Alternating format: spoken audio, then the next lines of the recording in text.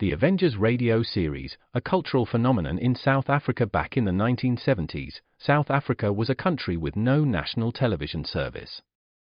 It wasn't until 1976 that the country would get its first taste of television broadcasts. But before that, radio was the primary medium of entertainment and information for the masses. This was the context when The Avengers, a British spy-fi series, made its debut on South African radio and became a cultural phenomenon.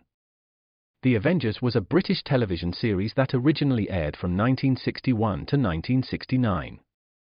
The show revolved around the adventures of John Steed, a suave and sophisticated secret agent, and his various female associates. The series was a unique blend of traditional spy thriller elements with science fiction and fantasy, which set it apart from other shows of its time. While the series was hugely popular in the UK and had also made a significant impact in the American markets, being one of the rare British series given a network transmission slot, it was virtually unknown in South Africa. This was primarily due to the lack of a national television service in the country until 1976. However, as a film series, The Avengers was able to gain some exposure in South Africa through film rentals. But it was the launch of the radio series that truly brought The Avengers to the masses in South Africa. Come and listen at www.myclassicradio.net. The Black Museum. Horror and mystery based on Scotland Yard's collection. Orson Welles was both host and narrator for stories of horror and mystery based on Scotland Yard's collection of murder weapons and various ordinary objects once associated with historical true crime cases. Walking through the museum, Welles would pause at one of the exhibits, and his description of an artifact served as a device to lead into a wryly narrated dramatized tale of a brutal murder or a vicious crime. In the United States, the series aired on the Mutual Network between January 1 and December 30, 1952. Beginning May 7, 1953, it was also broadcast over Radio Luxembourg, sponsored by the cleaning products Dreft and Miro. Since the BBC carried no commercials, Radio Luxembourg aired sponsored programs at night to England. In the United States, a program of similar scope, using many of the same picked cases as the Black Museum, and nearly mirroring its broadcast run, was broadcast by NBC called Whitehall 1212.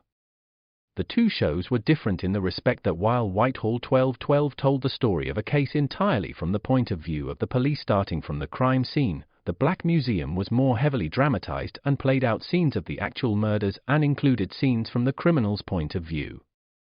Come and listen at www.myclassicradio.net. Well, hello. Come right in. Oh, George, we've got company.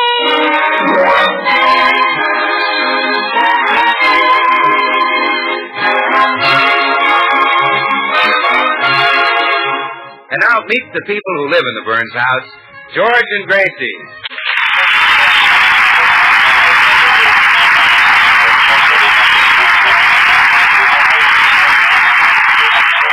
Well, Gracie has spent a very happy afternoon getting the complete works at her favorite beauty shop. She's just leaving when someone calls her name. Hello, Gracie. Why, it's Rita Hayward.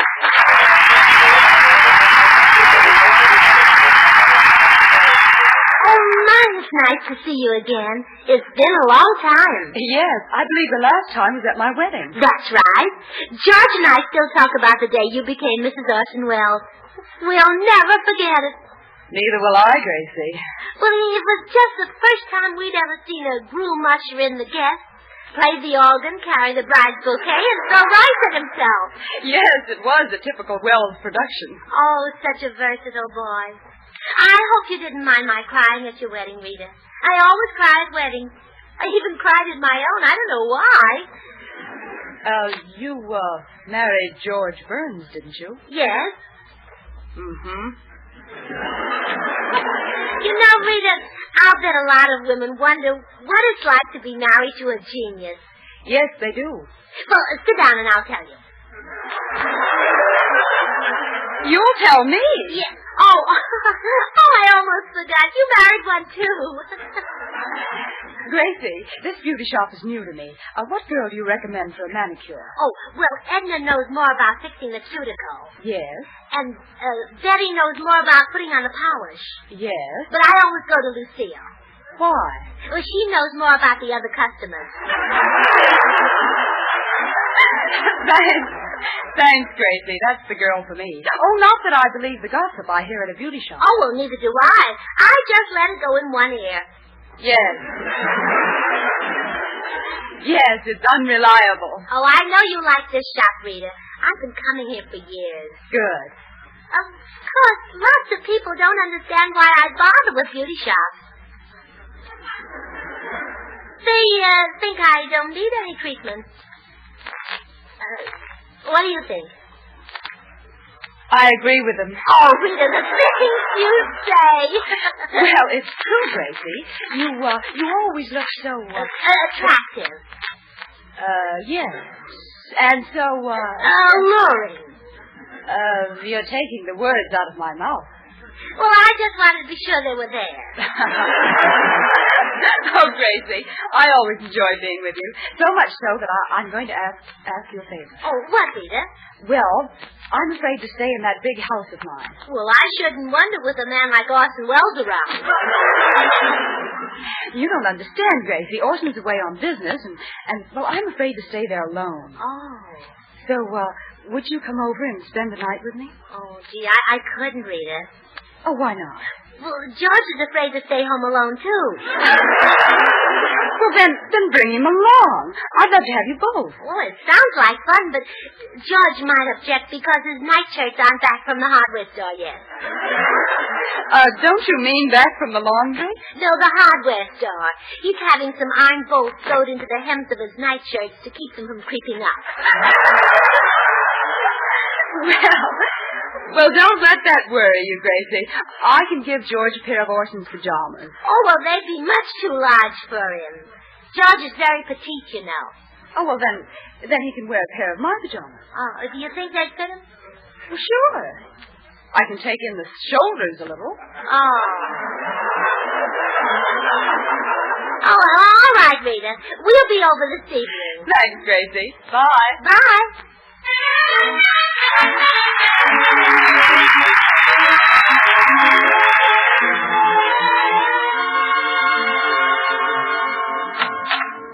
Oh, hello, dear. I'm home at last. Hello, darling. Get your hat and coat, George. I've got a surprise for you. We're going to spend the night with a friend. I've got a surprise for you. We're going to stay home. But, George... I'm tired, honey. I want to relax. I don't feel like sitting around listening to a lot of old jokes and dull conversation. Well, you won't have to, George. We'll do all the talking. Nothing doing. I've had a hard day. But, George, it's Rita Hayworth who wants us to come over. Orson's out of town and she's afraid to stay alone. We'll have Rita come over here. But if she comes over here and we go over there, she'll still be alone, yeah. Honey, I'm not leaving the house tonight. I plan to curl up with a magazine and a cigar. Well, take them along. I can't curl up at Rita Hayworth's house. Oh, George, any place you smoke those cigars of yours, you're bound to curl up.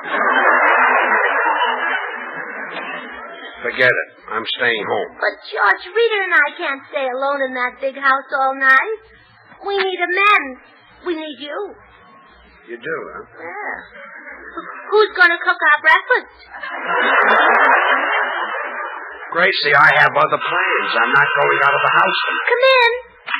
Hi, folks. Oh, hello, Bill. Say, what's the matter, George? You look troubled. Oh, Gracie's always throwing cold water on my plans. Now she wants me to spend the evening at Rita Hayworth's. Oh, Gracie, splash a little of that stuff on me, will you? You got the wrong idea. Just that Rita is afraid to stay home alone. Bill, see if you can talk George into going over to Rita's with me. It won't do any good. I'm staying right here. Well, then I'll have to go by myself. You mean you're going to leave me here alone tonight? Well, you're not afraid, are you? Me afraid? Oh, all right. Goodbye, dear. Goodbye. Me afraid. Did you hear that, Bill? Bill. Where are you? Bill! Oh, gosh. Wait, Gracie, I'm coming with you. Mama's little commando.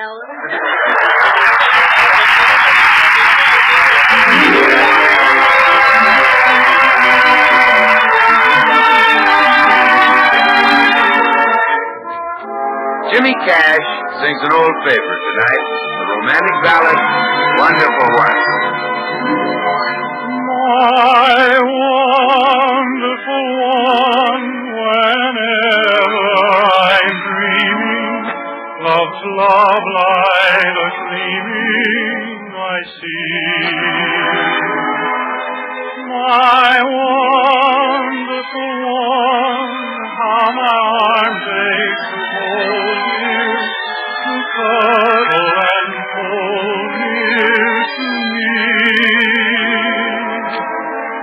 Just you, only you, in the shadowy twilight, in silvery moonlight, there's none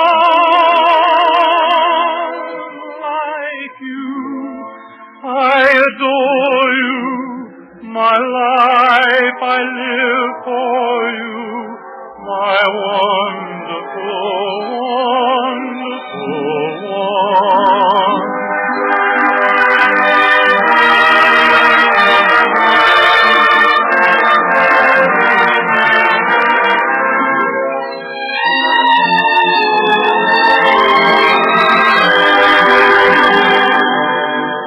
I'll always adore you, my life I live for you, my wonderful, wonderful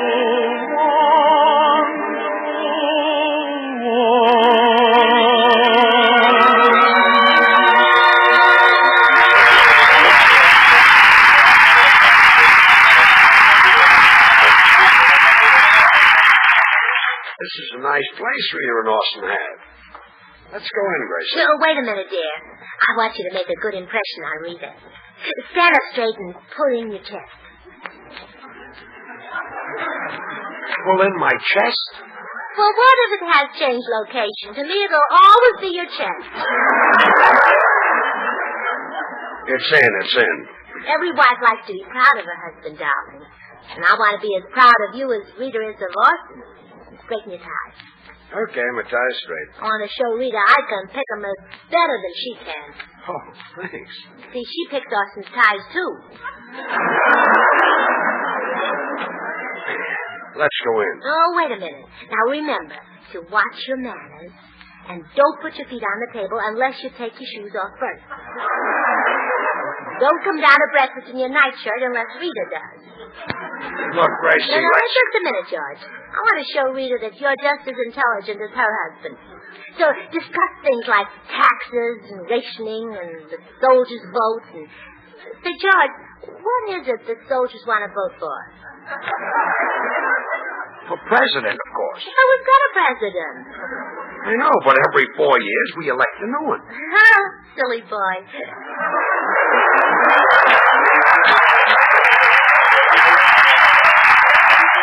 Oh, come on, let's go in. Now, remember, George, I want Rita to see that my husband is just as smart as her, so act intelligent. Hello, Gracie. Hello. Hello, George. Come right in. Well, thank you, Rita.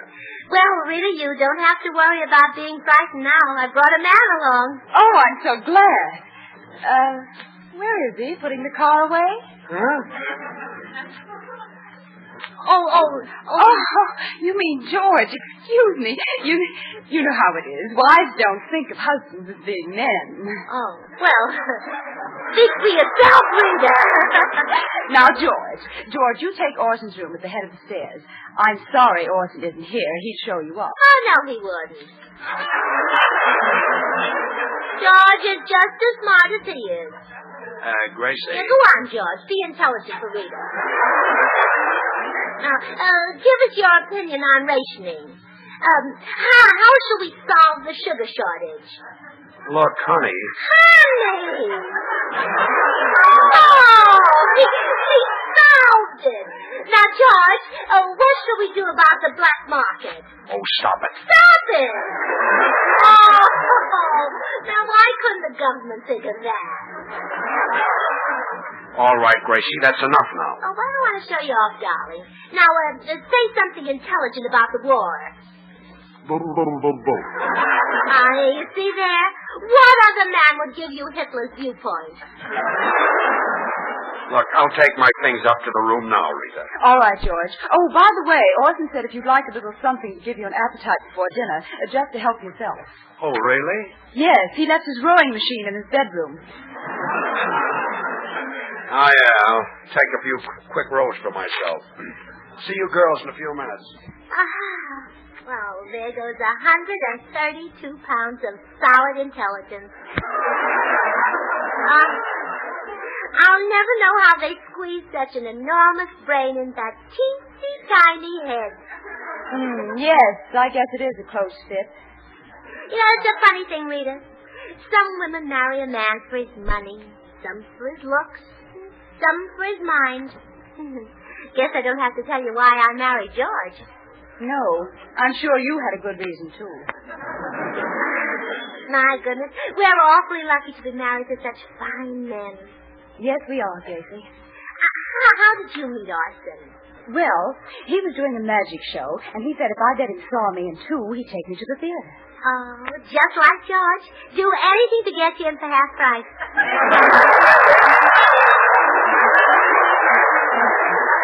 Oh, but I still say we're the luckiest two women on earth to have such wonderful husbands. Yes, I agree. Oh, and I think how close I came to marrying somebody else. I had lots of chances, too, you know. I guess you did, too, Rita. Yes, a few. Oh, yes. I can see how men would be attracted to you. You crochet beautifully. Thank you. Oh, Rita, we're really so lucky. Wasn't life empty before you got married? Yes, it was. Just a lot of fellows sending you flowers and candy and rushing you off your feet all the time. Oh, yeah. Every night another date. The theater, nightclubs, dances, wining and dining. And say, that was fun, wasn't it? Yes. Come to think of it, it was. I never see the inside of a nightclub anymore. Neither do I. Has Orson taken you to the theater lately? Not since Citizen Kane. Does George bring you candy? Well, when I had a cold, he brought me some cough drops. Gracie isn't married miserable. Oh, it's a mess. If we were only single again, we could go out with hundreds of handsome men. Hey, wait a minute. There aren't hundreds of handsome men around anymore. That's right. If we were single now, we'd just sit around home. So I guess we're pretty lucky to be married, Gracie. Yeah, even to our husbands. I'll never complain again. Well, neither will I. Here we are, both married to geniuses.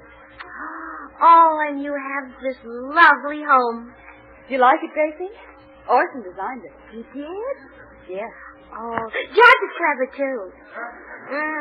Beautiful furniture you have, Rita. Orson built it. He did? Yes. Oh, and George is clever, too. Oh, that gorgeous painting over the fireplace. An original, isn't it? Yes. Orson painted it. Oh. And the rug? Orson wove it. Oh, I'm beginning to think that maybe Orson is cleverer than George. Oh, let's forget about Orson. Come on into the kitchen and I'll whip up an omelet. Oh, good. Orson left some eggs in the icebox. Oh, my goodness, it's even cleverer than George.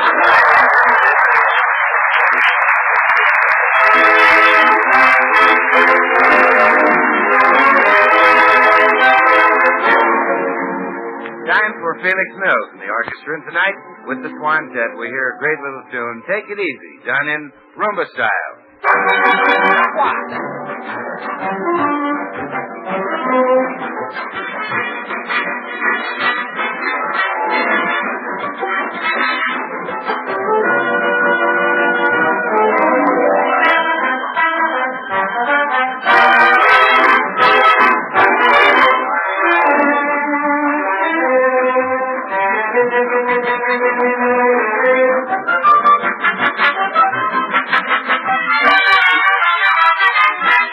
Take it easy, take it easy. No Don't you know it's more romantic when the dance is slow? Take it easy, take it easy. What's the good of feeling high when all the lights are low? Take your time, dance it with me. Take your time, slow as you please. Take it easy. We've got lots of time ahead of us, the night is young. Hey, take it easy. Don't you know this music should be swayed instead of swung?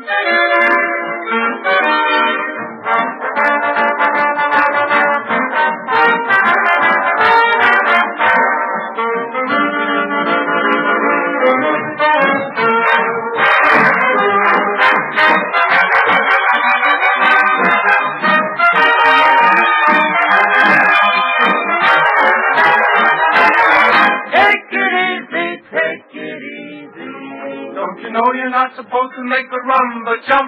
Take it easy. Take it easy. If you don't, I fear that our romance will hit a bump. Don't you know it's like a romance when the music's sweet? You should really try to make your heart control your feet. Take it easy. Take your time.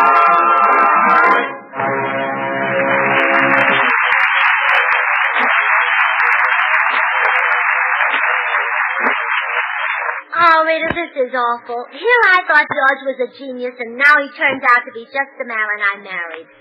Oh, it's nothing to get upset about, Gracie. Oh, you don't understand, Rita. It's like having a great big dish of tutti frutti, and then the fruity melts away, and you're left with just the tutti. Calm down, Gracie. You're twisting and wadding that handkerchief to shreds. I can't help it. How would you feel if you suddenly found yourself married to just plain George Burns? Give me the handkerchief. Oh, Rita, I'm going to make George into a genius if it's the last thing I do. Will you help me? Well, what can I do? Well, tell me, what makes Austin a genius? He isn't, Gracie. He's just an average, normal, everyday man.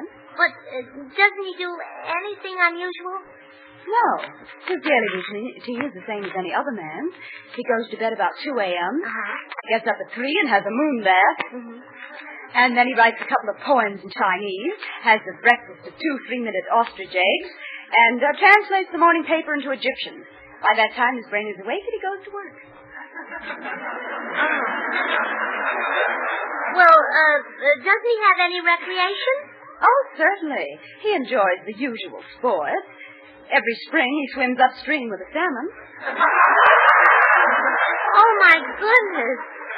Oh, George is going to need a lot of changing. Well, I better get started. He's asleep up in his room.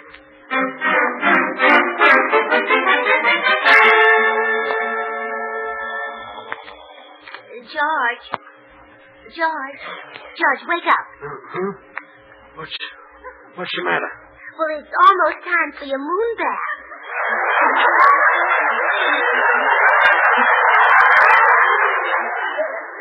My what? Your moon bath.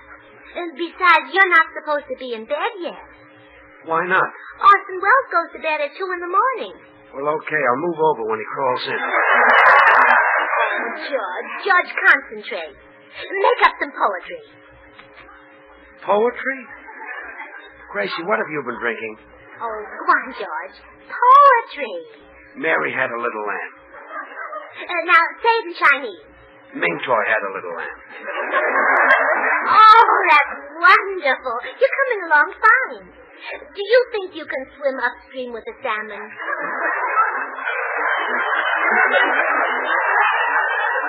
Well, couldn't I just fly south with the ducks?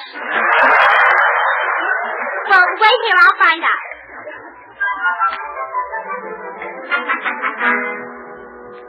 Rita, I think it's working. He almost looks intelligent. Come in. Hiya, girls. Why, it's Bill. Well, I thought I'd better drop by and see if you were frightened. Frightened? Well, yeah, you know, afraid of wolves and things. No. No, we're not afraid of wolves. Come in.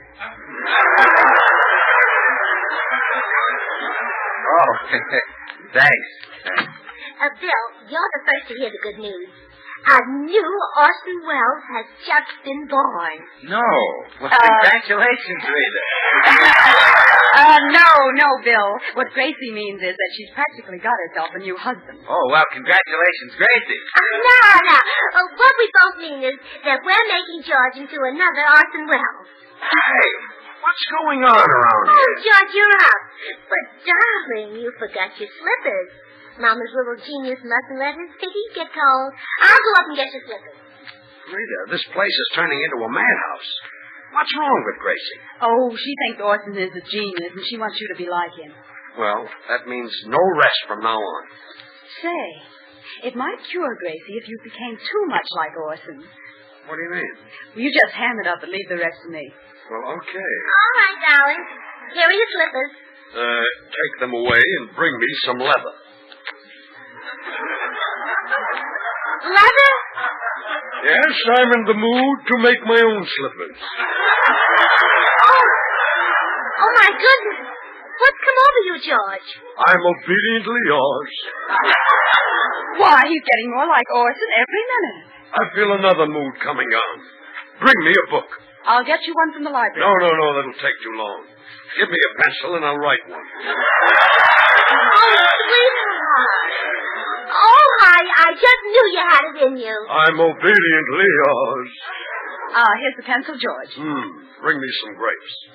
While I'm writing, I'll crush them with my feet and we'll have some wine. Oh, darling, you're wonderful. Say about the timidness, my heart was rich. What language are you speaking? I've run out of language. That's one I just made up. You're so clever, so irresistibly brilliant. Come, sit here beside me. I'm obediently yours. Now, wait a minute. Hold my hand and tell me that you love me. George Burns, you let go of her hand. Kiss me, my genius. I'm obediently yours. Don't you dare kiss him, Rita. Behave yourself. Oh, I'm sorry. I was carried away because he's so much like Orson. His every word, his every gesture. Well, I don't like it. George, you stop being like Rita's husband. I thought you wanted me to be a genius. Well, I've changed my mind. I'd rather have you be your own sweet, stupid self.